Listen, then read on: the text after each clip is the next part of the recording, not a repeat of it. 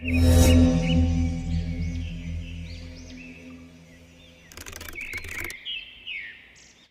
ಚಾಮುಂಡಿ ಬೆಟ್ಟಕ್ಕೆ ಹೋಗಿದ್ದೆ, ಆದರೆ ದೇವರ ದರ್ಶನ ಮಾಡೋದಕ್ಕೂ ಆಗಲಿಲ್ಲ.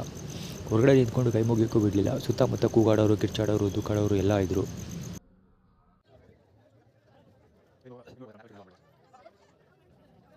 ದಾಸೋಹ ಭವನದಲ್ಲಿ ಊಟ ತುಂಬ ಊಟ ಸಿಕ್ತು, ಅದರ ಬಿಲೋ ಆವರೇಜ್ ರುಚಿ.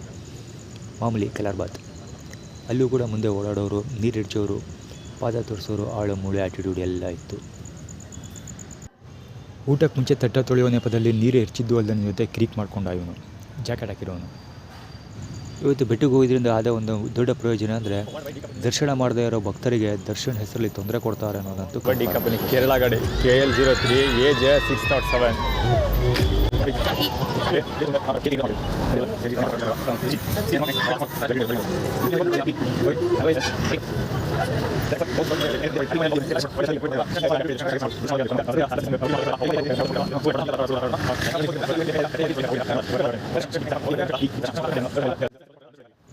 ಬೆಟ್ಟಕ್ಕೆ ಸುಲಭವಾಗಿ ಲಿಫ್ಟ್ ಸಿಕ್ತು, ನಂಜನಗೂಡಿಗೆ ಲಿಫ್ಟ್ ಸಿಗೋದಿಲ್ಲ.